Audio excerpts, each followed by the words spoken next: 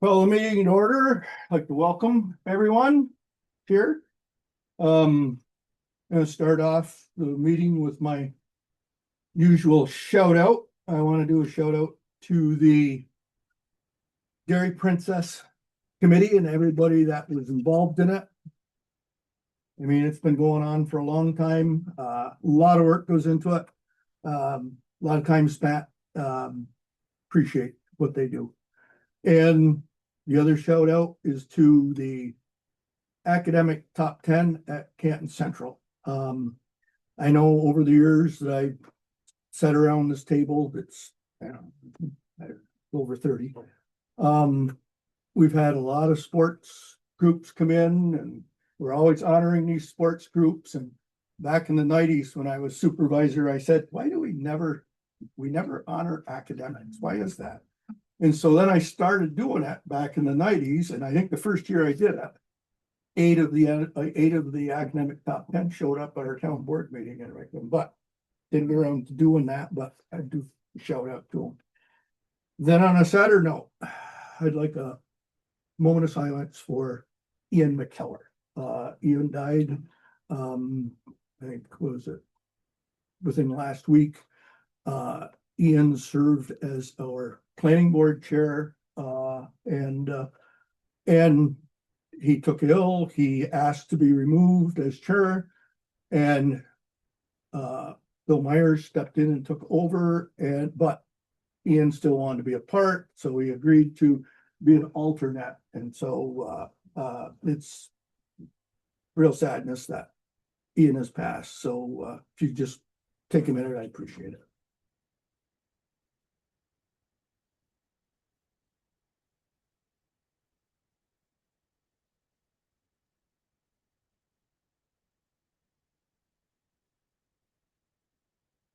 Thank you very much for that.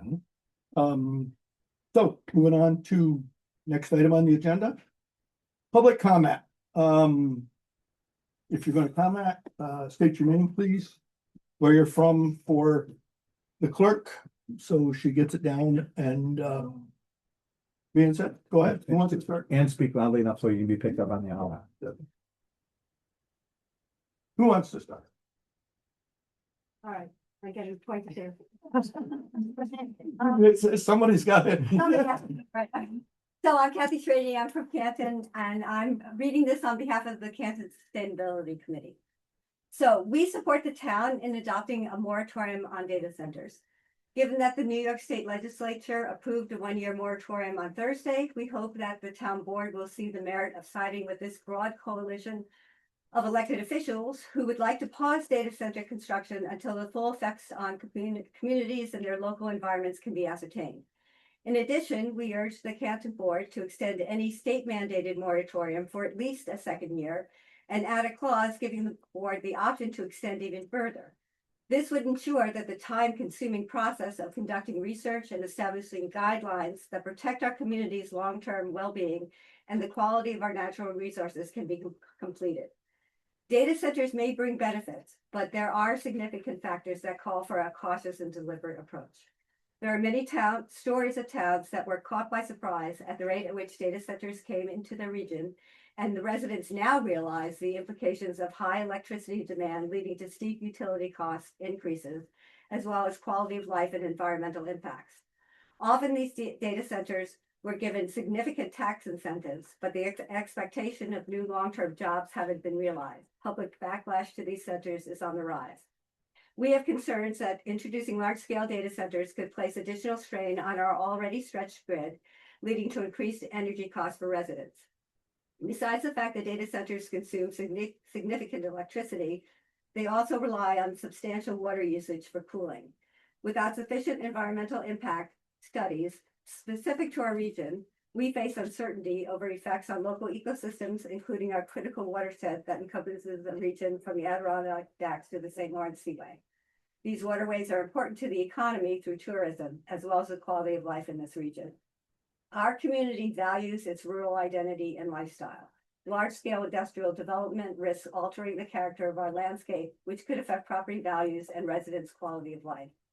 A moratorium on data centers would allow the town to engage residents more fully in discussions about data center development, fostering transparency and trust in the decision-making process. It would also provide time to develop clear zoning policies and regulations tailored to our regional needs, ensuring any future developments align with community values, infrastructure capacity, and environmental safety. In conclusion, a moratorium serves as a prudent step to protect the interests of our community while allowing time for careful study, planning, and public input. It is not a rejection of progress, but a call for responsible and well-informed growth. We support your leadership in ensuring our town's future remains sustainable and aligned with the values we hold dear. Thank you. You have a copy of that? I do, you all got. We got it. Okay, do you have it? I believe so. I think it's in Heidi's. As long as we've got a copy of it, so we include it in the minutes. All right, very good. Next, I'll go next. I'm Catherine Stein. I'm president of the League of the Voters of St. Lawrence County, and I'm also a member of the Sustainability Committee. I too am very pleased that you will be discussing a data center moratorium this meeting and urge you to take into consideration the recommendations made by the Sustainability Committee. Given the magnitude of the local effects of hyperscale data centers, the League of Women Voters believes that thorough economic and environmental impact reviews are needed to fully understand all the risk factors associated with building more of them in our state. Such reviews take time, and therefore the League supported proposed state-level 3-year moratorium on issuing permits for facilities. The League also supported the 1-year moratorium version of the legislation that passed both houses of the state legislature last week. It is not a sure thing that the governor will sign that bill, or if she does that, she will sign it in its present form. Therefore, municipalities should take steps to protect themselves by enacting their own moratorium. We need to give ourselves the time to study the likely local impacts of data centers and to enact laws and regulations that prevent the kinds of negative consequences that have been well documented in other parts of the state and the country. I'm from Canton. I forgot to mention I'm from Canton. anyone else? And we have a friend in a wheelchair coming, and she's having a really hard time getting up here, so.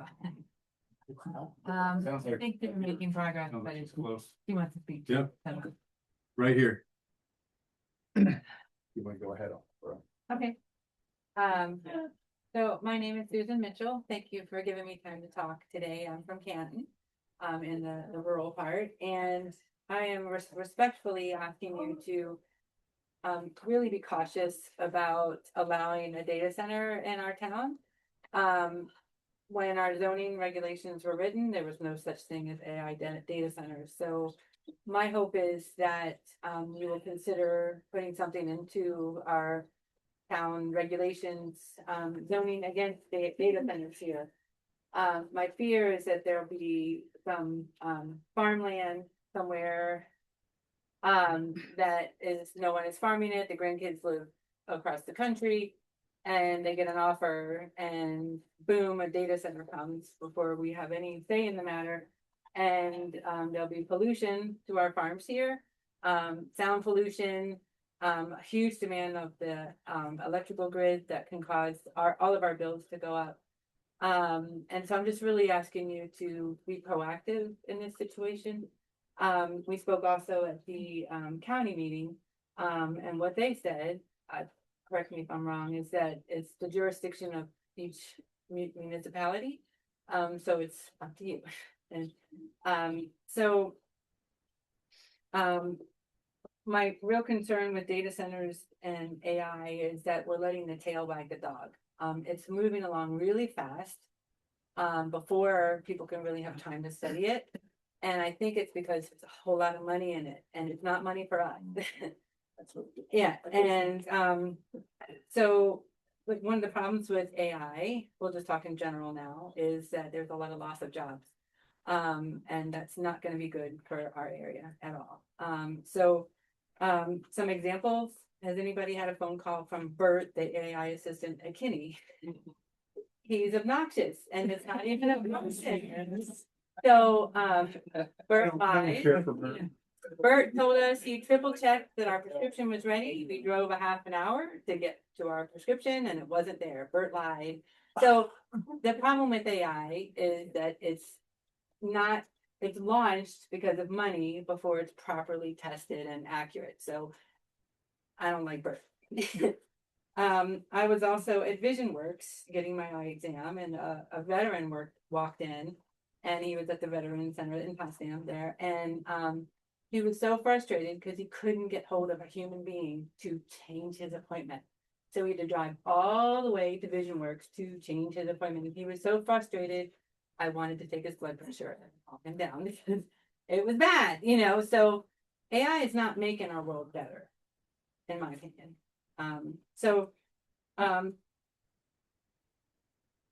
As far as AI, my husband can talk about it more accurately. He was in the industry of IT for a long time, but somebody who was working at SUNY Potsdam in the IT department was told by his boss that as long as you do a project that's 80% accurate, that's good enough, and turn it in. And what if a surgeon was told that? I'm not comfortable with the standards of how they're launching these things that are going to affect our everyday lives. So besides all of those inconveniences, the higher electrical costs, the noise pollution, the light pollution, the water pollution, all of those things are a huge concern. If electrical bills go up while our gas prices are higher, and I just think it's really going to hurt myself and the people around us. I'm a self-employed physical therapist, and I work all over just seeing old folks in their homes out here. So I'm all over our town and in the area, and these folks don't want to talk to computers on the phone, you know, and there's a lot of folks in healthcare who are leaving the profession because they're putting AI in and making it really hard to have that human touch anymore. So that's certainly a concern. So I just ask that you consider zoning regulations proactively to protect us. And I appreciate your time. Thank you. Next. There you go. Oop. All right. Your name. Jeff Mitchell, I'm from Kenton. Thank you for the opportunity to speak tonight. I'm here to express my view that we should not allow creation of AI data centers in the town or anywhere in the county or in our area. Others here have talked about the detrimental community and economic impacts, but I'd like to talk about the negative technological impacts. I recently retired after spending almost 40 years in the software engineering industry. I began my career when the development of business software systems was in its infancy, and I've watched how software development has grown and changed over time. The gold standard of development has always been and continues to be thorough analysis of what software you plan to make, careful creation, coding of the software, and well-planned and executed testing to make sure it does exactly what it was designed to do, doesn't do anything you don't want it to do. In a nutshell, you very carefully figure out what you're going to do, you do it, and then you test it really well to make sure that it provides the benefits you intended without introducing problems or errors. While this is the gold standard approach, as time has gone on, and especially in recent years, corners have been cut so that companies can put new or modified software out more quickly so they can make more money faster. Careful planning, execution, and testing have been shunted aside, and as a result, we have continual updates of buggy, error-prone software practically every time we turn on our phones in the morning. As a result, our experience with technology on our phones and computers has gotten worse and more dangerous due to the increasingly large-scale hacks of personal and financial data. All of this has its root in poor design, implementation, and testing of software. And now we have AI, arguably the most advanced implementation of computing technology to date, so powerful as to be able to sift through unimaginably large quantities of data and process it according to how it's been designed, implemented, and tested. Poorly designed, poorly implemented, poorly tested, and extremely powerful.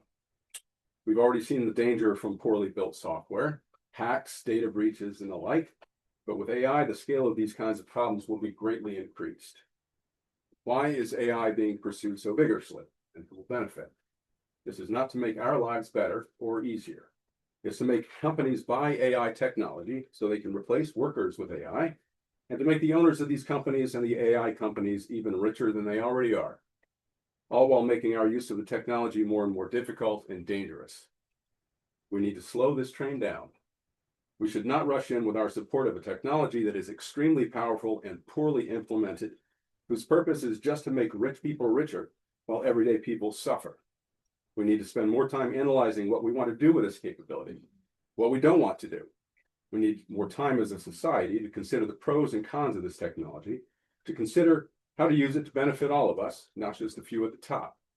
We need to be more careful than ever when implementing and testing this technology. We have the opportunity to choose caution instead of rushing in, to choose to carefully consider our community and its needs, to not get caught up in the newer is better technology mindset that we all know is not what it's cracked up to be. So I would urge you to oppose AI data centers in your sphere of influence. Thank you. Thank you.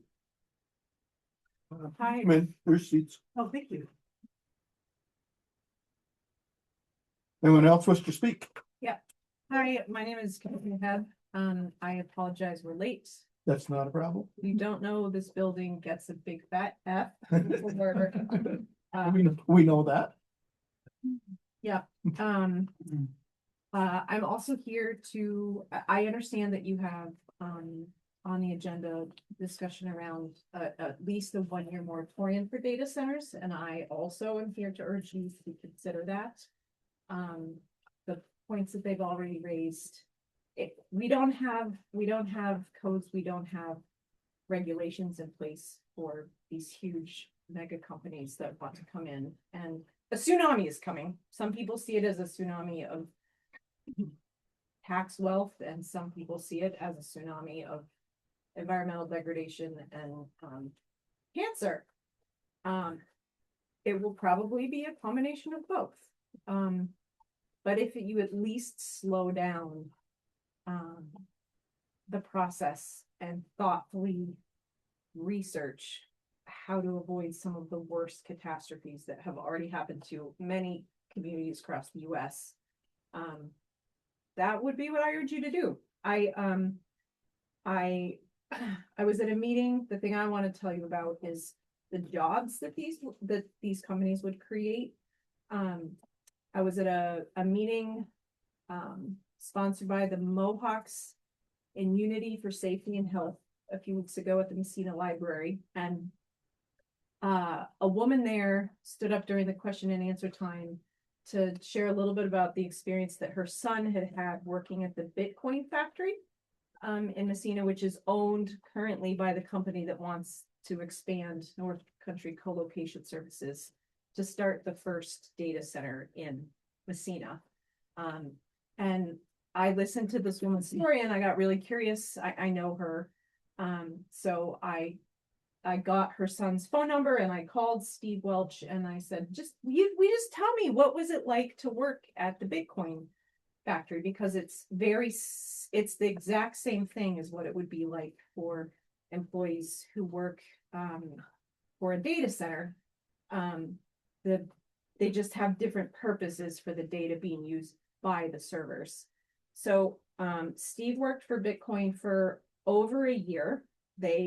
His job was to take care of the servers in their racks. So when new servers would come in, which now they have 54,000 servers on site, and they use, because they don't have they only have access to about 170 megawatts of power without building another substation, which is their plan. This would be a small data center, 170 megawatts of power, 54,000 servers. And Steve's job is to take care of the servers. So to put them in, hook them up to the internet, when they go down, take them out and take them to whoever it is that fixes them. It was detrimental to his health to work there. Every day he would come home covered from head to toe in black soot. He said you get in the shower and the water is just black running off of you. You're constantly blowing black phlegm out your nose. They didn't tell them what the dust was. Carbon. Yeah, well,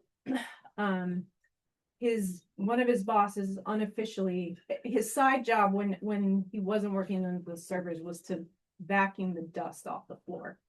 And one day his boss just sort of offhandedly commented that it contained beryllium, which is a carcinogen, and it's highly toxic. It's also highly flammable, which is why there was an explosion in the building. I don't know if you heard about that a couple of years ago. The, the Bitcoin operation was housed in the old Alcoa building, and they brought in a crew to cut out some old tanks. And as soon as they cut through the tanks, they exploded, because if there's beryllium in there, in any case. So he's working around this dust all the time, and they don't offer masks. You have to get a doctor's note to get a mask to wear, provided by the company. But he said there's no way that you could wear a mask in the hot weather, because one of the side effects, the byproducts of the service is heat, right? You think about your refrigerator or computer, how hot it gets. You multiply that times 54,000. He said all spring, all summer, all fall, you are just dripping in sweat. To the point that Steve had a heat stroke one day, and had to be, the last thing he remembers was walking into the one tiny little office that had an air conditioner, and apparently he collapsed and he woke up in the hospital. And the doctors told him, every time you have a heat stroke, it gets worse, and eventually this will kill you. Did I mention Steve makes $17 or made $17 an hour to vacuum dust that contains beryllium off the floor, and have a heat stroke? In the winter time, the racks that hold the servers are stored in shipping containers, and the doors, they keep them closed as much as possible to keep the dust out. But what that means in the winter, when I had first heard about data centers, I thought they were brilliant, because they say, oh, we don't have to heat the building because the byproduct of heat is so great. You know, we'll reuse the heat. But in the wintertime, they keep those doors closed to keep the servers at a steady temperature, which means that the building isn't really heated. And he said, you have to wear a hat, you have to wear a jacket, you have to wear gloves, and you're freezing cold in the wintertime. And again, you're still covered in that soot. He worked there for well over a year, and as he worked there, it was harder and harder for him to breathe. And he finally went to a pulmonologist who, they got down to the brass taxes. You know, what have you been doing? Where are you spending your time to have this dust in your lungs? Well, it's at work. The pulmonologist told him, I don't know how you are still alive. I don't understand how you're breathing. It was so thick in his lungs. And he told him, if you don't quit, this is going to kill you. He put his notice in the next day, because no job is worth dying for, especially for $17 an hour. NCCS's footprint up in Messina, their business plan calls for about the creation of 200 jobs. These would be the jobs: taking care of the servers, running security, and doing janitorial work. These are not good jobs. They are not well paid. You know, you're not making a salary of $75,000 a year and have insurance and things like this. This is hourly work in unbearable conditions that are going to give people cancer. So I know that tax revenue is important. I realize that. But when they come knocking at Can's door, because they're going to, please take into consideration the people who live here. And that's got to come into the equation too. I personally think that we should ban them outright, but I don't sit on your committee to get to make that decision. So, but thank you. I mean,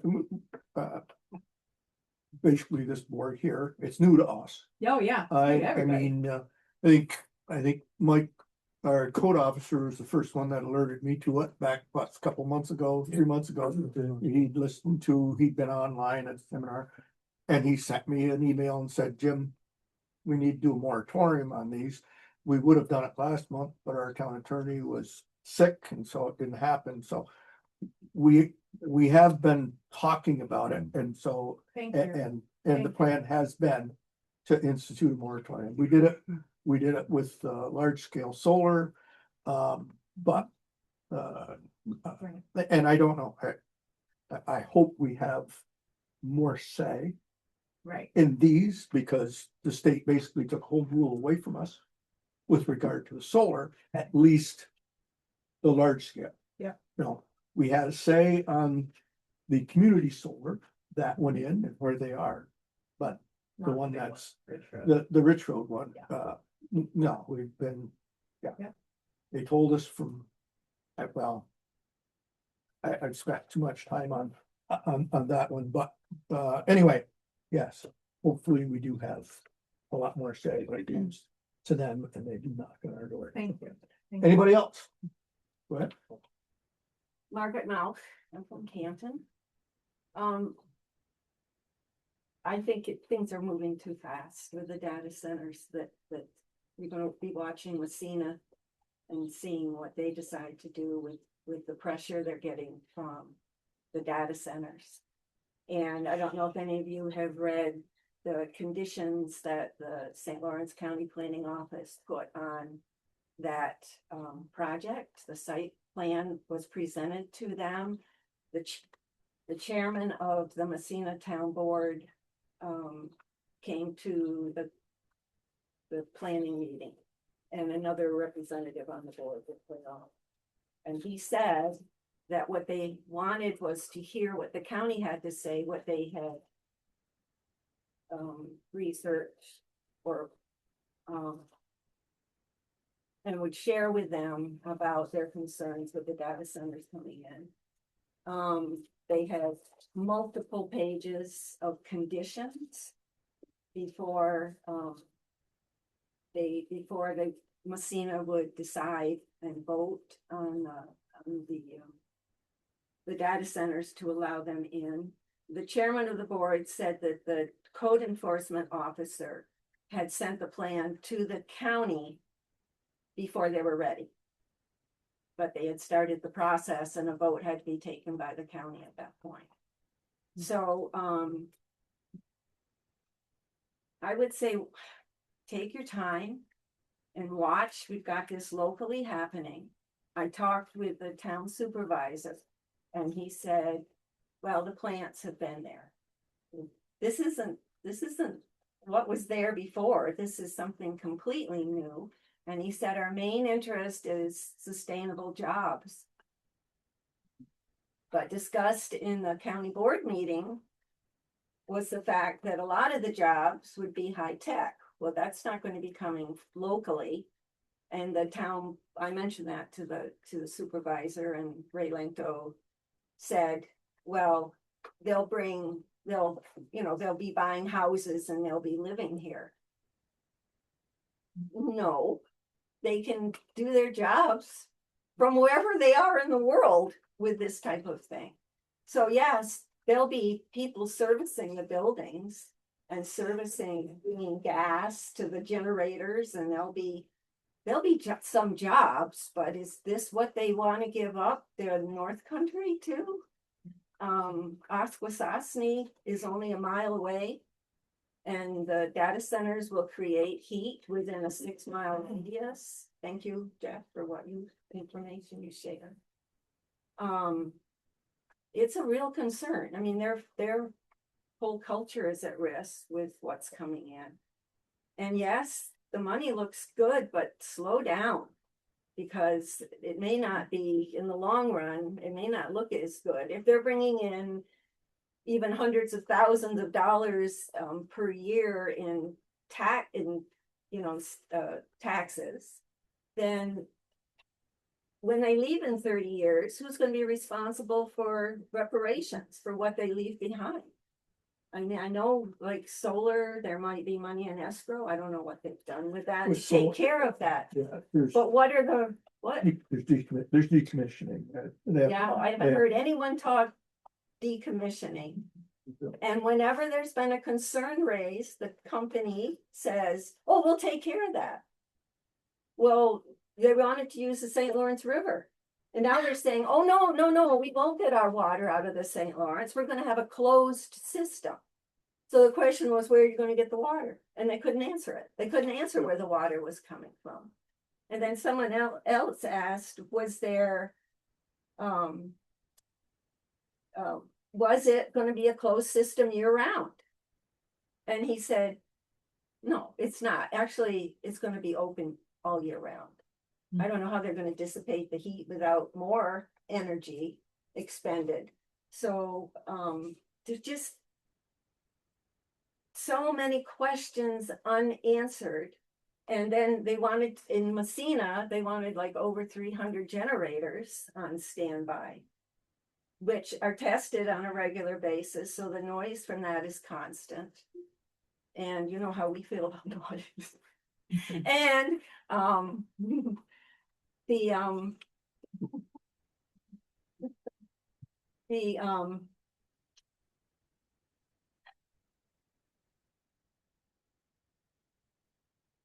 lost my train of thought.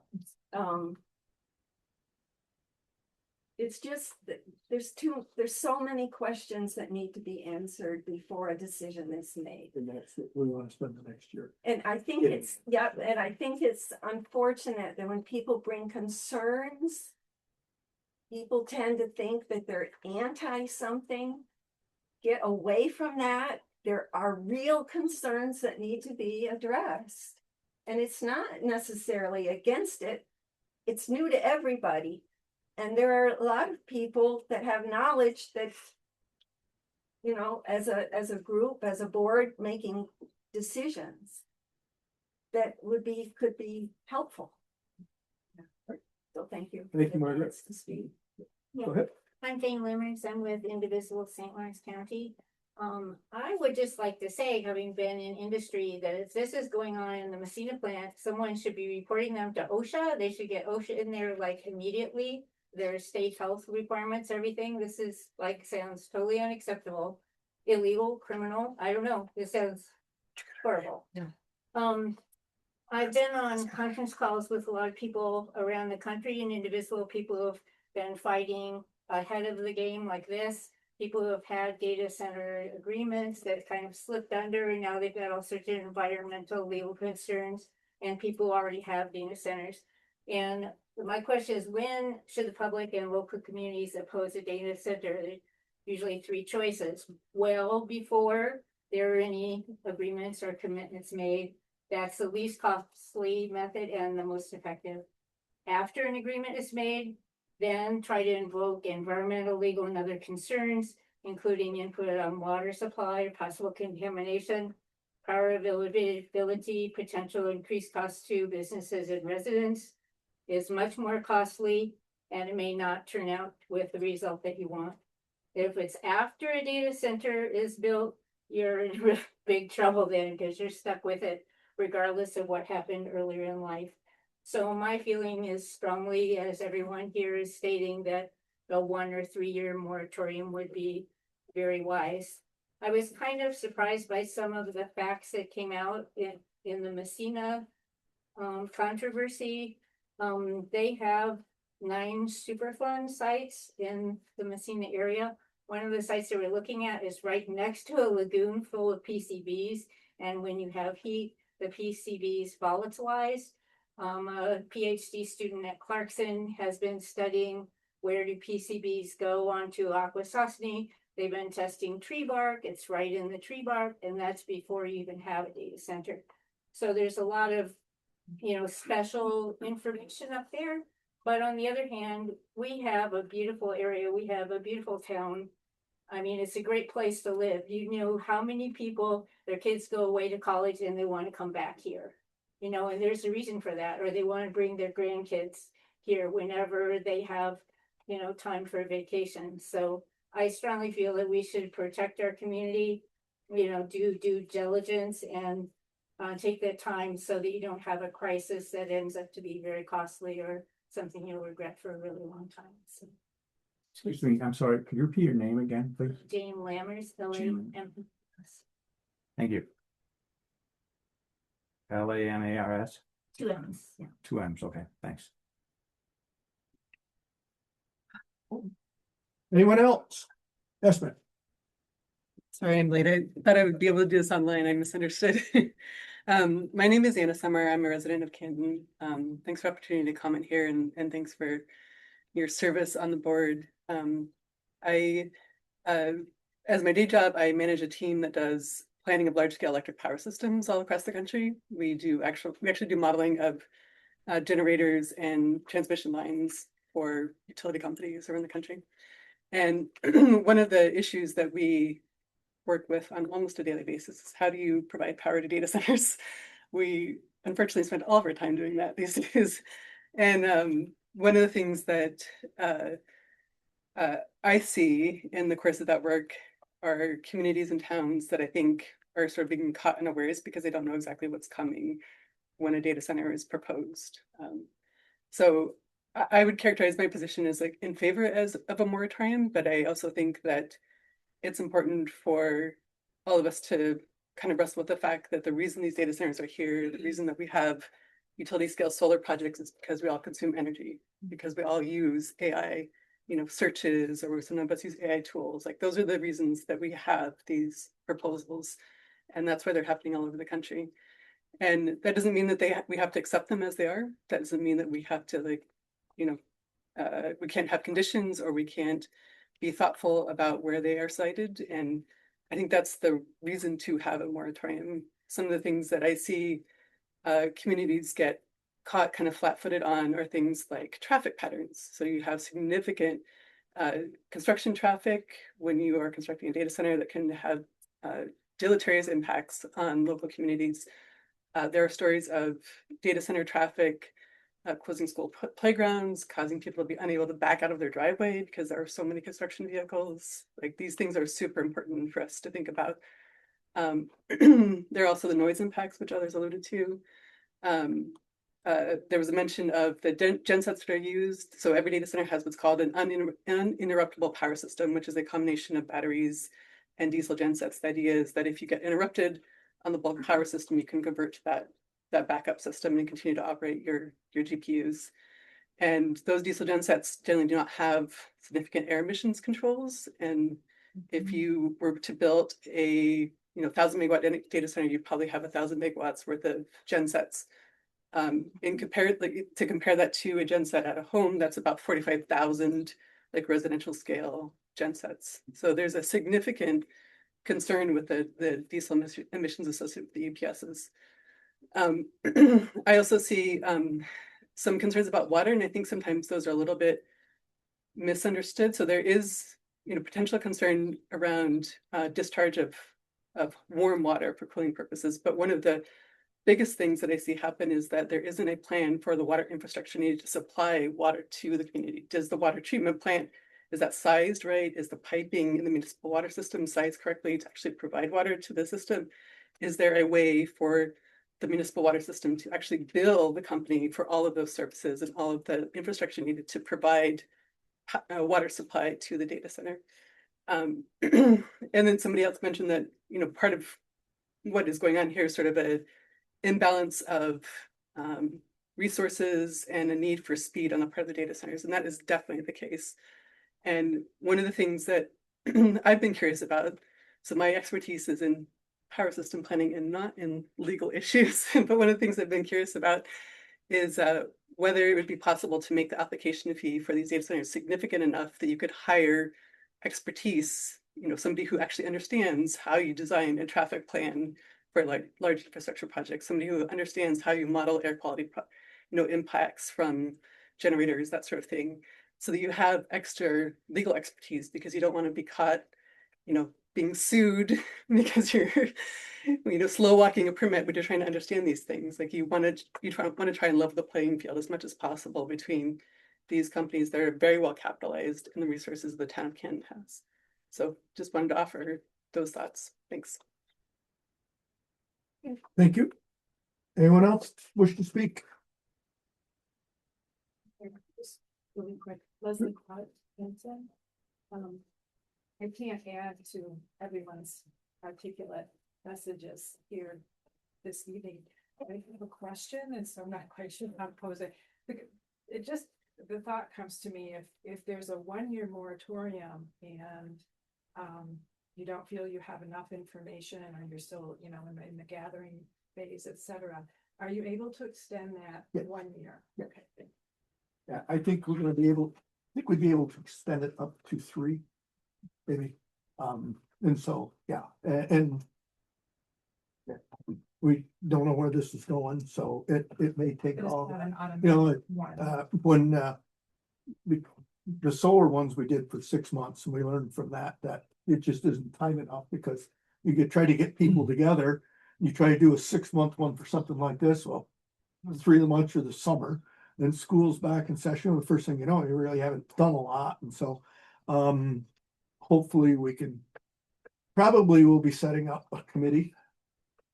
And that's what they'll be tasked to do is to gather as much information as they can. I spoke with Jason Toltenauer at the county. And they have a lot of information from conferences that I've been to. They'll be very good about sharing that with us. And so, So if you do have a recommendation, would there be another public hearing or something after that? and so, just so you know the process, our intent is to this evening approve a moratorium. And what that will trigger is we will have to set a date for a public hearing, which will likely be at our July board meeting. And so again, the public will have an opportunity to come in and speak to the moratorium. And then we'll proceed from there. And I said, I'm not the person to be talking about IT too, because it just, no, I'm not real good with that, but what I do remember is it'd be over 40 years ago when I got elected to the county legislature, it'd be 1984. And I was a new member, and we did a tour of the buildings and go over to social services, and downstairs at social services back then was where the main frame for the county was. And you walk into this room that's twice the size of this room. First thing you do, you go up a ramp because it's raised floors. All of the cooling came in from underneath. It was all cooled by air conditioning units, and it was very warm in there. And I'm in there and I'm going, here's a guy that spent all his time looking at cows, and I'm going, wow, look at this stuff. And that's what ran the county. And what my concern is, you're building these data centers today, these huge buildings. But today, my phone has way more capability than that whole room of computers did back in 1984. Way more capability. And so, I think you build this huge building to put all this in. Where are we 10 years from now? They say, well, this isn't any good to us anymore. They walk away from it. I don't know. Jim, one of the things that is sort of a challenge for us as power system planners is whether those data centers will actually get bigger in size because of the dynamic you're talking about, where the GPUs become like more efficient in terms of their space. Okay. So you can actually put like a terawatt GPU in a data center instead of a megawatt GPU, and you just end up consuming more power and increasing. No, your question, correct me if I'm wrong, at the end of the year, if we want to extend, there will be another public hearing for that Yes. as well. We'll have to have a public hearing. And then if we want to extend it again, it'll happen again. So every time we want to Yep. extend, there'll be a And public hearing. there will be, public. yep, there will be a public hearing. Yeah. What? So, Can I ask a question? Has Canton, I know that you have to get on the NISO list. If in the queue, if you want to have a data center, and there aren't any of those scheduled for Canton to my knowledge, but have data centers been calling at all with questions or interest? no, And again, I share a little bit. You know, I won't say who they were, but there are some people that are saying that Canton's just not suited for them, but I didn't think Canton was suited for large scale solar either. I mean, and when that hit, boom, I mean, just come down on it. It was, you know, and I said, boy, just like that, Canton's going from an ag community to an industrial community. And so, yeah, you don't know when the phone rings and, yeah. Well, one of the things I've heard people talking about is that they're hoping that Canton will set an example for other communities, like move on this quickly, start working on, you know, what needs to be done. Do they need to have zoning? Do you need to have this? You know, so that some other smaller communities may not be prepared and they may get sucked into something, you know. I'm just saying that it would look very good if Canton kind of led the way. Put a lot of stress on it. I know, actually, when we wrote our solar law, there was a number of towns that copied from that, but, okay. Go ahead. Bob Carr, I live in Katy. So my concern is where all this electricity is coming from. I guess there's enough for this one data center. But they're talking 11 or so in the lineup now, that's my understanding. And that just doesn't exist. So the state seems to be pushing nuclear plants. So we have a nuclear plant there. So that's just my concern. Yeah, I mean, yeah, there's a lot.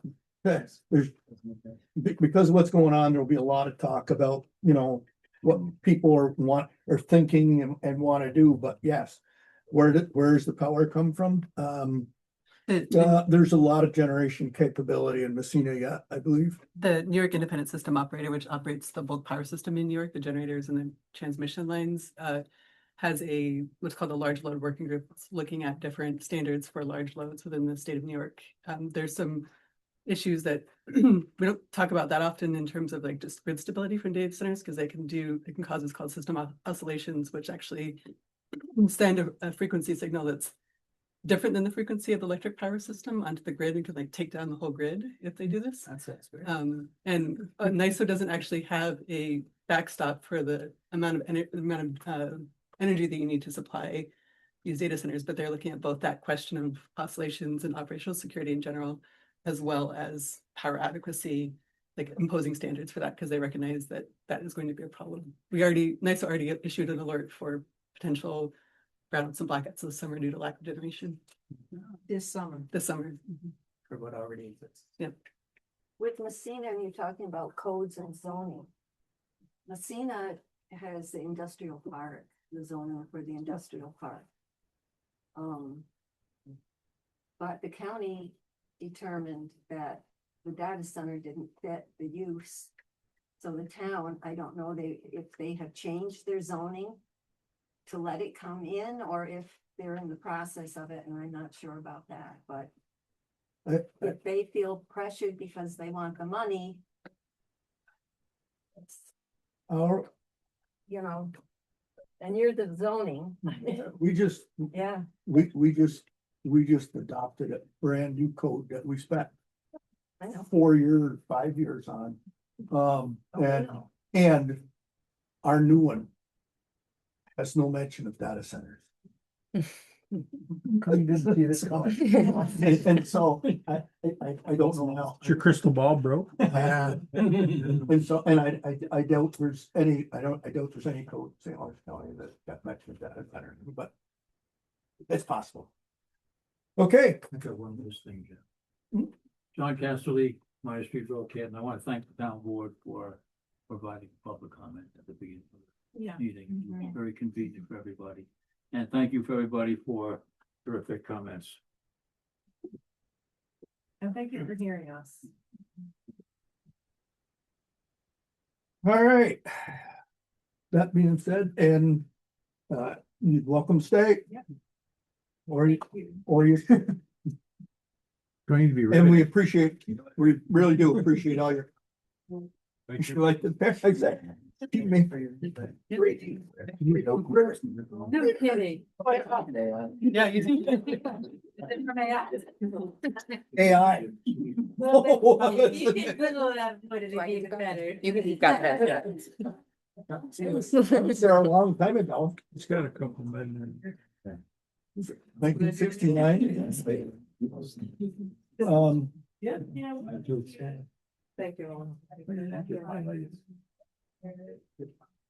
Thanks for listening. Close. Turn page one.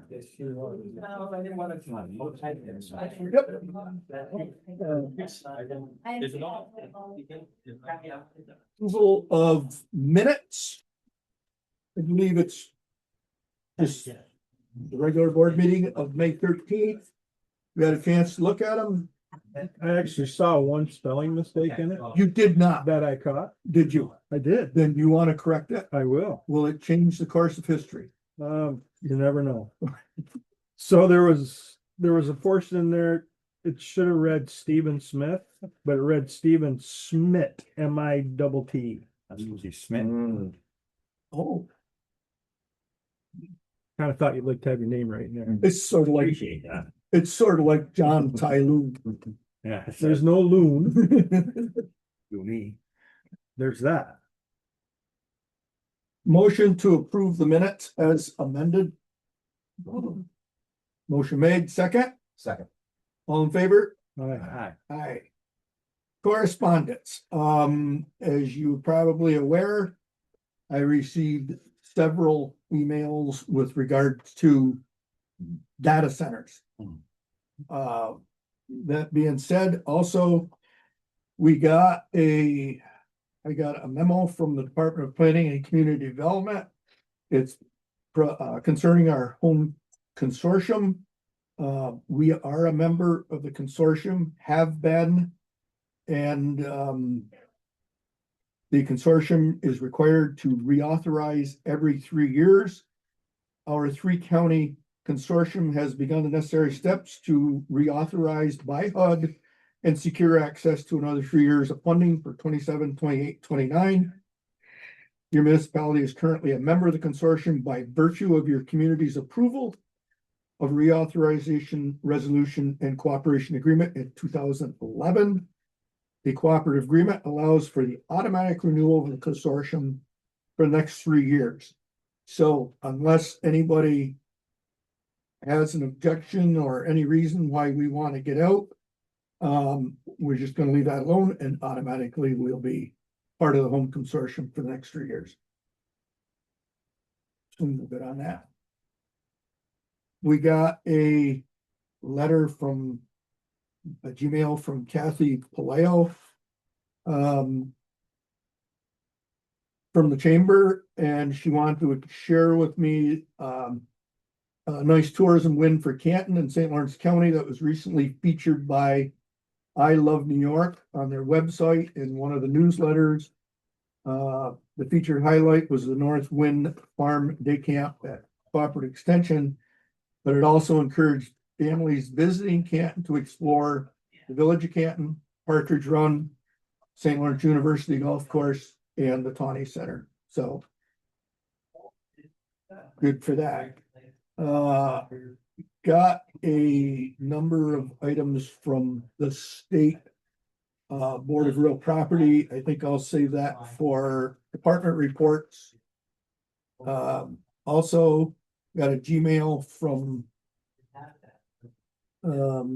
Ian Corrier, who is our rep for Burnham Associates. And he's going to be in the area on Thursday, June 25th. Wanted to see if we had any free time to meet so that we could give us a mid-year health insurance marketplace update. And he said he could be at our office around 9:30 or 10 if either of those times happen to work. And what's the date? We said 9:30. It is Thursday, June 25th. John, you and Randy are insurance committee. It's up to you. One or both want to be here. Let me see. I can do it. At what time? 9:30. 9:30. I can't be here the whole day. Okay, so I will be, Okay. and so John and I will be here for it, and that's. Okay. The other the last correspondence was from Lynn Souye. She asked me to read this. She said that I am very disappointed that the 250-year commemorative flag you purchased was taken down so that the pride flag could be flown in its place. What a slap in our country's face, this of all years. No one group is more important than the respect of our country. I believe that if a pride flag is to be flown on the village property, that a new flagpole should be erected. Thank you, Lynn Sue.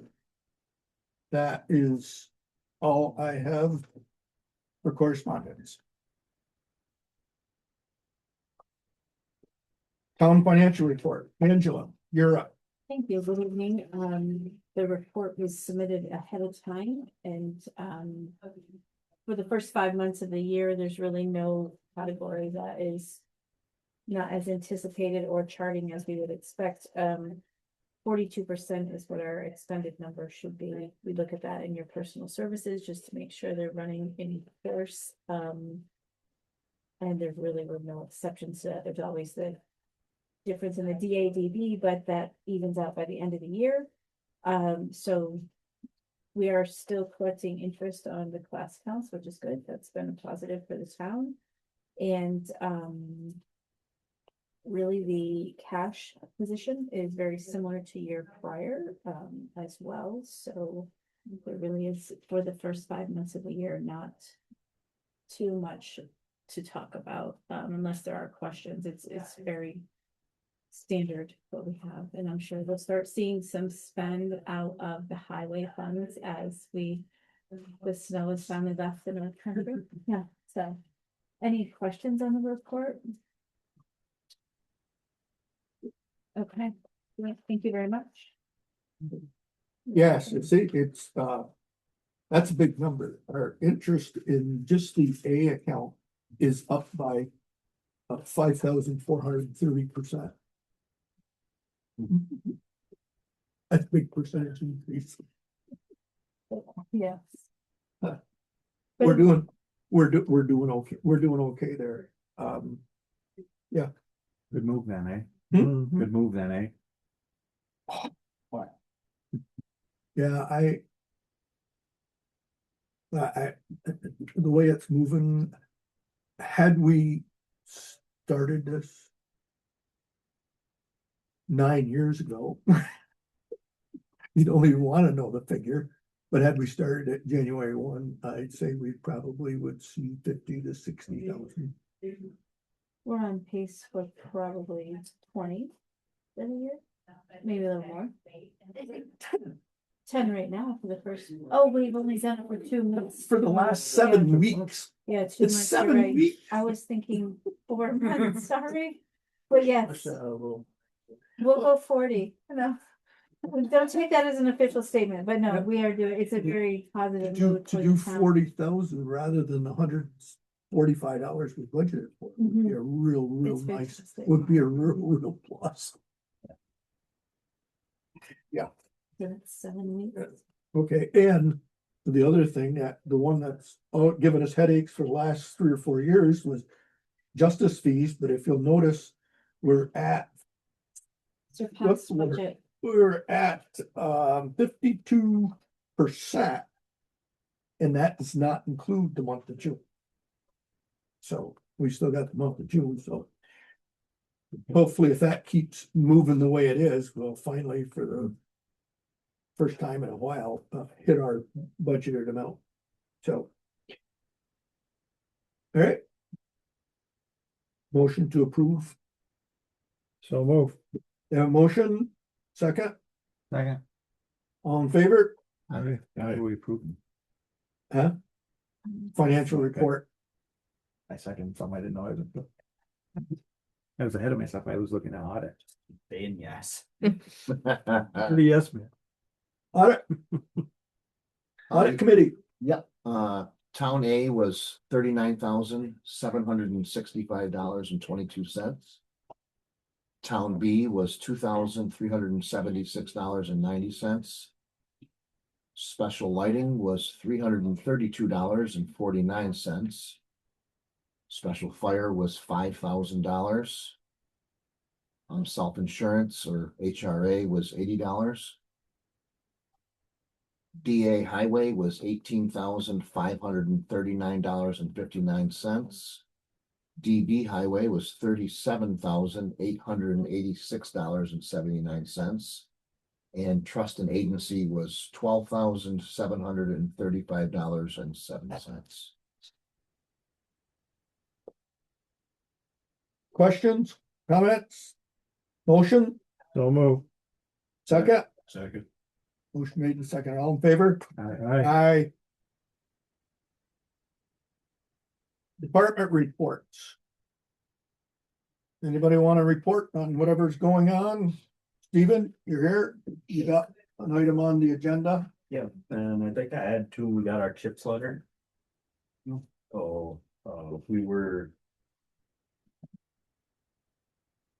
we had two of our programs went down slightly, like $10 and $15.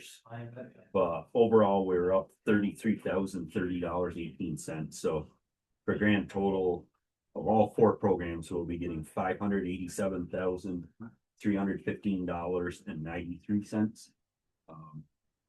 Submitted all of the paperwork this week. Tasha had to help me. This was on the fritz, so Tasha had given me a hand getting the scan, but emailed it out today. Got a phone call from the rep at State DOT, and he said everything looked good. You should see payment on or around July 17th for everything. So it took a lot of years to get it to where we can get it before we do our work, but we're there finally. So that being said, the 33,000 extra that you got. That covered the escalator in May? Not even close. Is that a real question? That's not gonna. This month, it didn't move. I didn't know if it was rhetorical. From last, it's up $1 to $2 More of a statement. from May to June, but I mean, it took quite a hike in May. And took it, yeah, and so just, can you quickly put that in perspective? The escalator in May, alone, what effect did that have on your planned work for the year? Take roughly, I had down from last month, May, it was, let's call it $10 a ton average. So every truckload, that's $200 more, and figure it's not hard. Say 20 tons to a load. Excellent day with the county is 2,000 tons, so throw some quick numbers at that. And it takes us about 3 weeks to do our paving. So that 33,000 increase was No, so it's negligible. say 2,000 tons, $10 a ton. That's 20,000 right there a day on a good day. So times that, we don't have those days all right through, but we're talking 8 to 10 days of those 2,000 ton days. So And this has been going on for a long time, where the state is just putting more pressure on the locals. When it comes to building roads. it looked really good in the paper when they said that they raised it 50 million, but spread that across every municipality. And So 50 million increase was 33,000 for the town of Canton. correct. About a day and a half.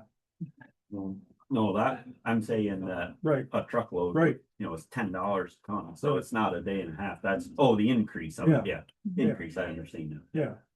Yep. That'll burn up pretty quick. Any other? No,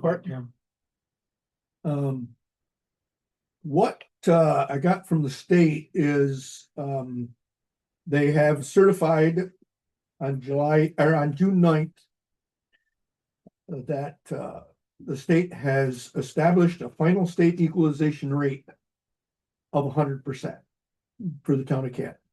So that has been established. So we will be at 100% of value for 2026.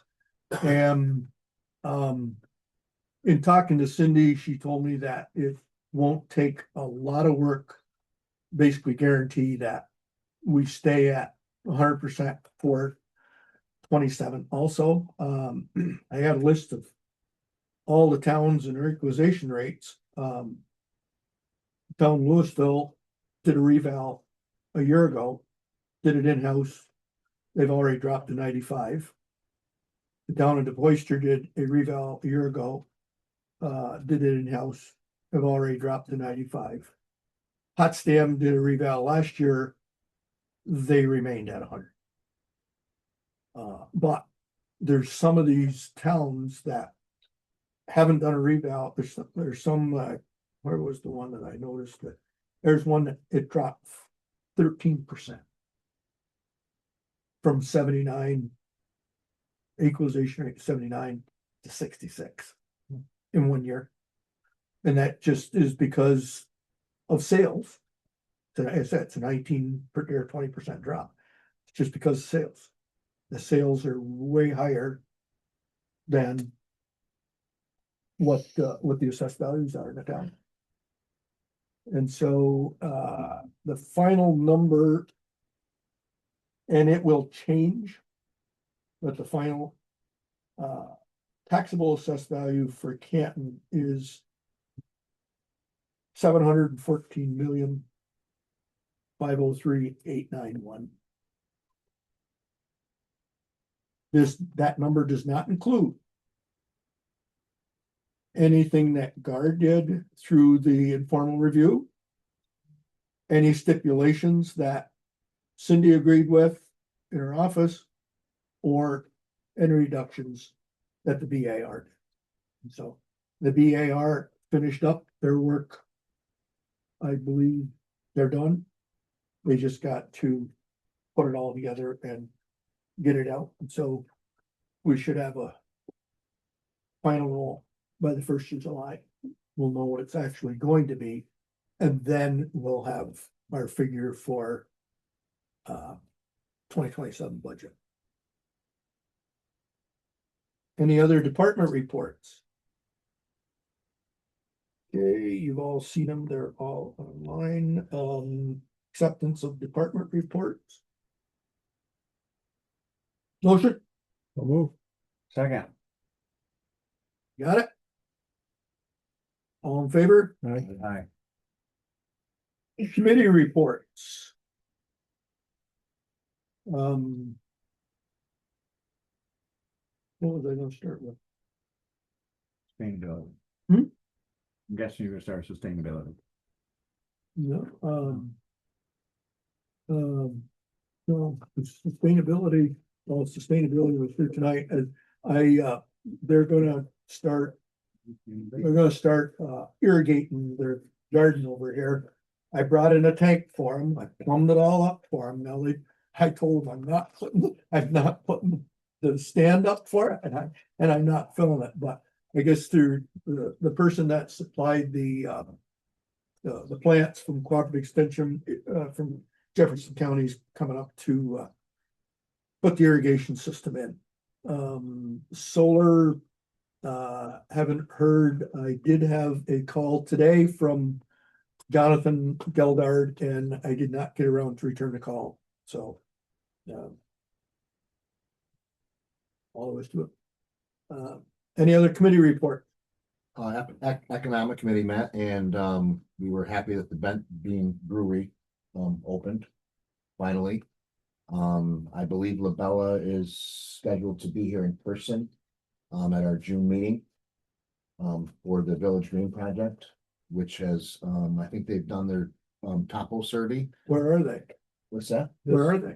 This is our June meeting. No. I mean, Back in that, no, the steering committee. I apologize. Yeah. I wasn't there, but I know they did. We're just messing with you. No, it's not. We knew what you meant. Go ahead. Oh, that was it. Any other committee?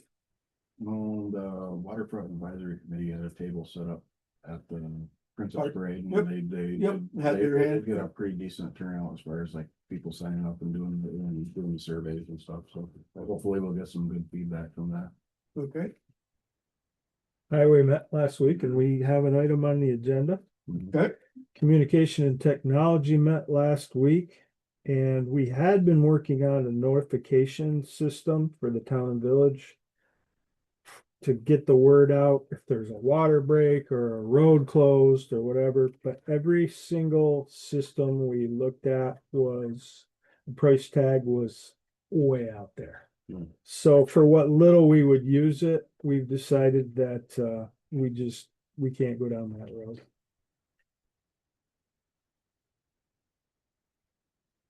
That was pretty much it for communication and technology. At Complete Streets met, basically, we continued talking about the wayfaring signs and the kiosks. And they're now talking about doing GPS and doing trails. The signs, the wayfaring signs go from Taylor Park to Remington Trail back and forth. With turn right here, turn left there, and get you back and forth to that. They're in the process of well, they just started, they talked about running GPS on the bike trails. So you can, and they're gonna have an app that we still have to decide which app you can download. You are here and it can go through, so which is all over my head because I don't bike, so I have to listen to Kara and everybody that does. And rec department met.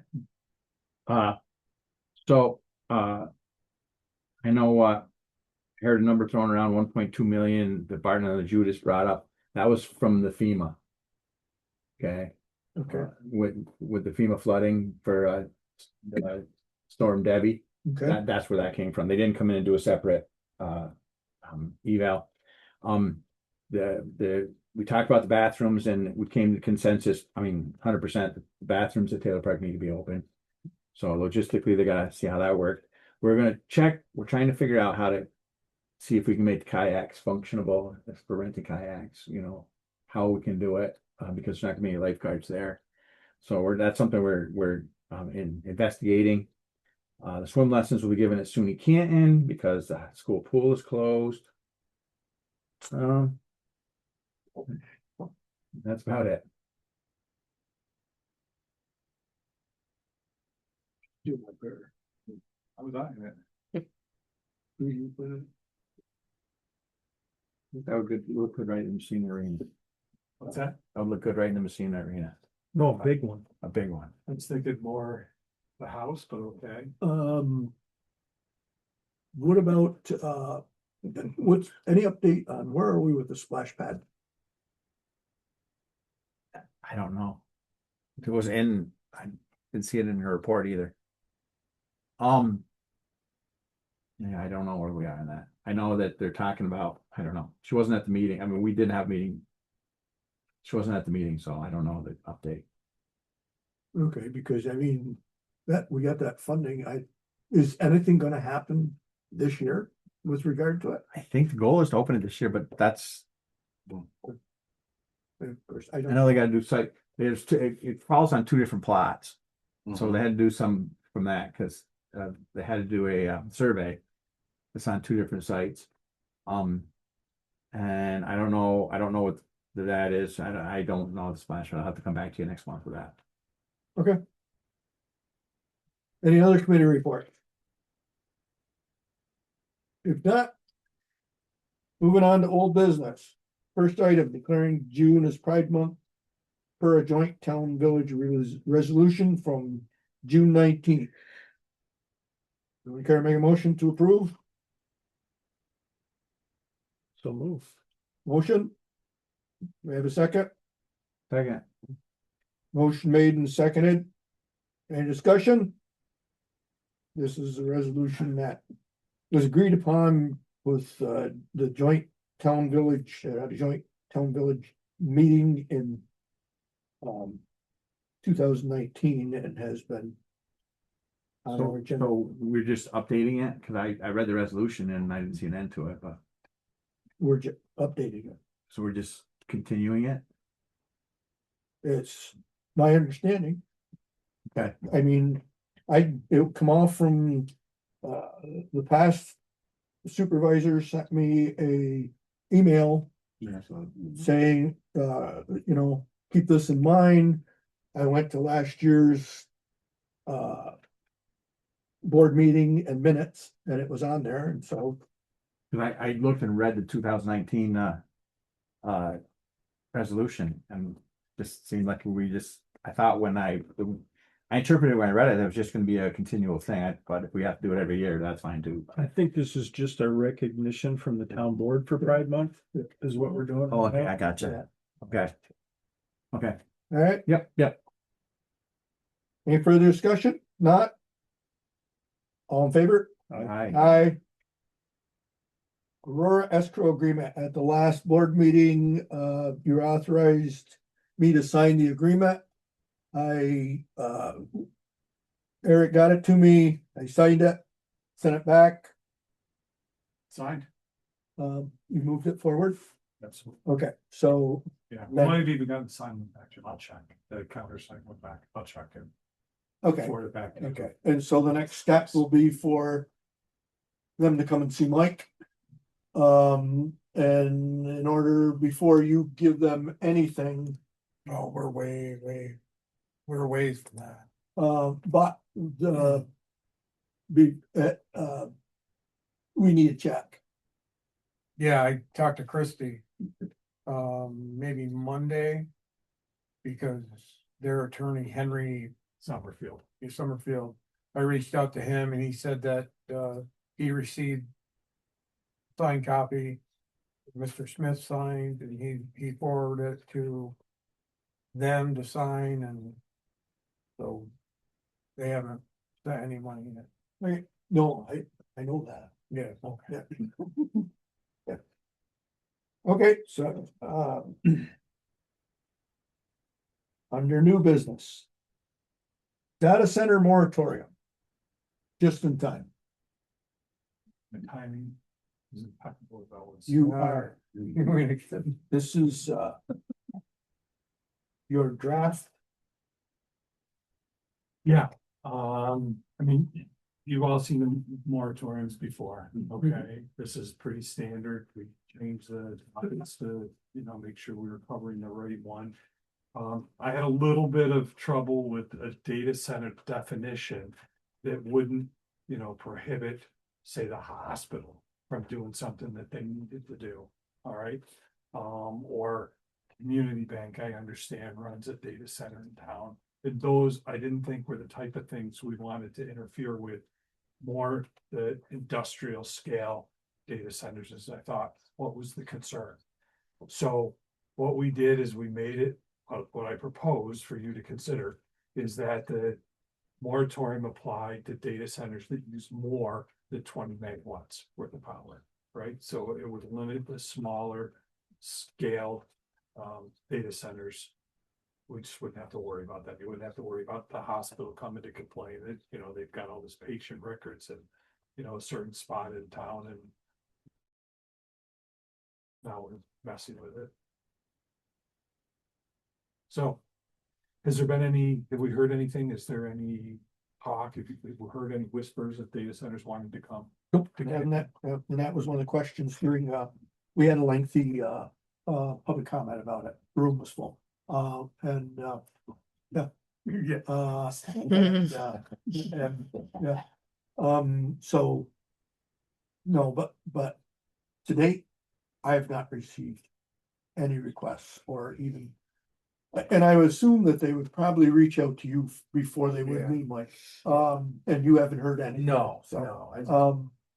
but I'm not sure that it's currently authorized under the code. It is. Sure, it allows to, get ahead and get some regulations together, if that's what the board so chooses. Now, at the state level, they have with the Senate and the Assembly have passed a moratorium, a 1-year moratorium. It's sitting, as I understand it, on the governor's desk, and there's no prediction as to when or if the governor's actually gonna sign it. Okay, so that's still in limbo, that moratorium that I think, you know, if you've been following it, you probably have seen mention of it in the news. It's not in effect as we sit here tonight. So I wanted you to know that. All right. At least as of 4:30 when I left the office. All right, and so what we need to do here this evening is set time and date for public hearing. That's the one. I assume it would be prior to our July 8th board meeting. I don't know if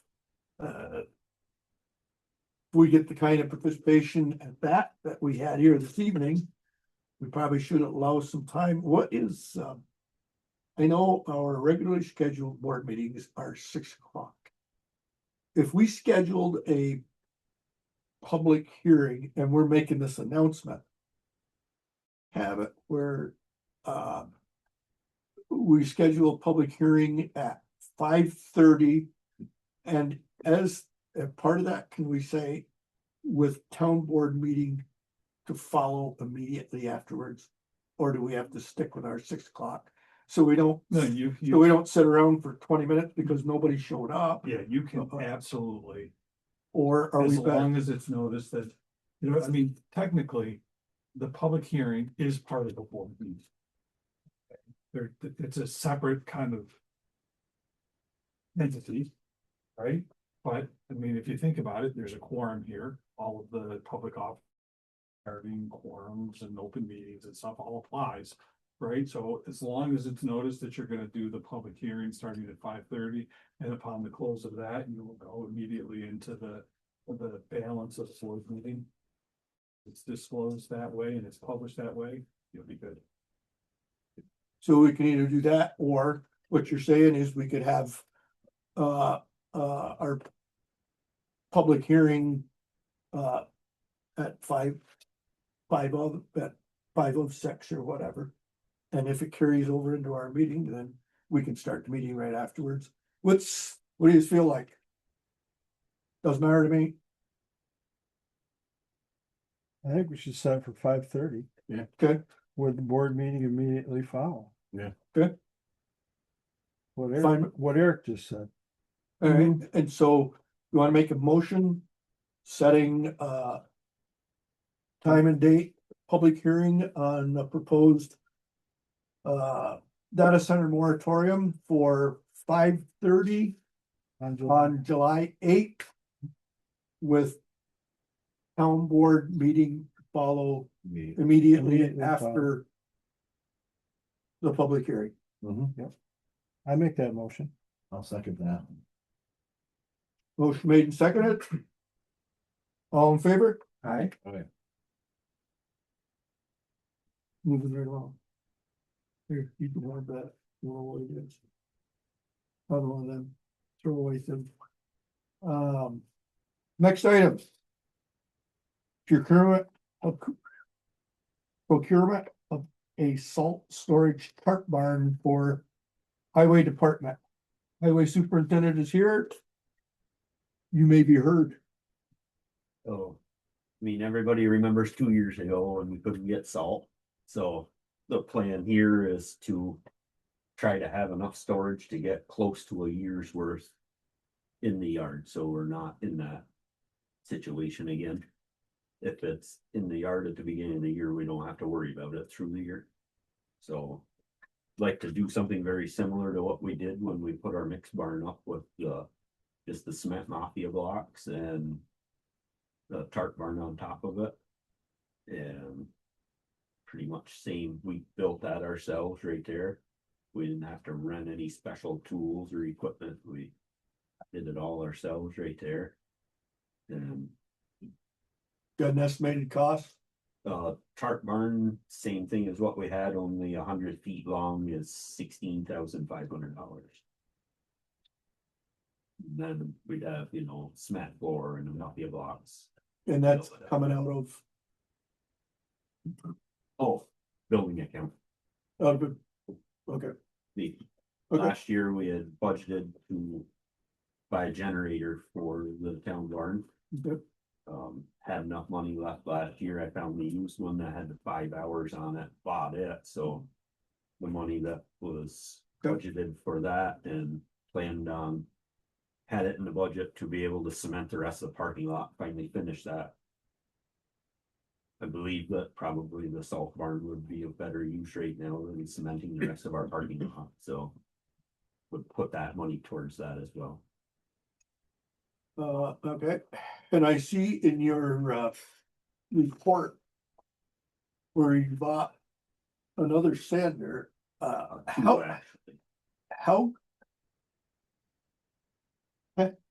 how good a shape was your $200 and some sander compared to your $30 sander or whatever. Oh, the one, it needs, the one that we purchased for $260 needs a new chain, which is probably, I'll say $800 to $1,000. But we only get about 3 to 4 years out of a chain in the sander anyway, so, other than that.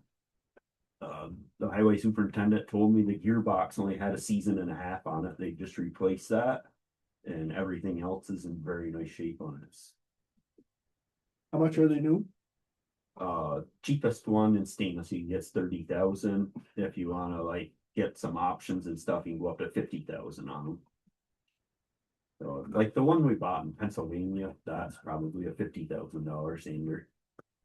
What'd you get for that one? That one was the most we spent. That one, that had only been used, they said had 4 loads through it, so it's brand new. Did go to 8,300 on that one. That's the most expensive. Other than that, we paid the one from the town of Denimora, had that bought on the auction at $1,175, but they rejected our bid and said they wanted 3,000, so it was still well worth that. That 3,000, that one had a new chain in it, so. So you bought 5 now? 5 of them, yeah. We're 5 still way under the price of one new one so far. For 5 stainless sanders. Okay. Auctions International is a very dangerous place. Yeah, well, my son-in-law told me you got his partner hooked up. I mean, for $260, the highway I always call them and ask questions of what kind of shape it's in. I would hope a highway superintendent wouldn't lie to another one, but he had told me it was very good. I called him back to arrange pickup and he said, boy, I'm glad that you got that because I know it's worth more than that across the scales for scrap. He said, but I figured if another highway department could get it and get use out of it, we're very happy to see that, so. That being said, approval of storage cart barn for highway. So moved. Motion made. Second. Motion made second. All in favor? Aye. Carried. Funding for chamber visitor and relocation guide ad. You wanna speak to that, Randy? Yep. I went to get she had a whole bunch of last year's upstairs outside her office, but they're not there now, so I guess they go out. So every year we advertise in the Chamber St. Lawrence County history visitor and relocation guide. We get a half-page ad, Canton, come to Canton. So if someone's moving to Canton or if it comes to Canton, what it is. The cost for the half-page ad is $795, but we split it with the village. Our cost would be $397.50. Okay. And the village approved it or? They have not. It's on their agenda. It's on their agenda for the next meeting. For their next meeting. Yeah. Okay. Motion, So moved. motion made, second, Second. all in favor, Aye. carried. Anybody else got anything to bring to the board before we go into executive session to discuss one personnel item and matters pertaining to a particular corporation.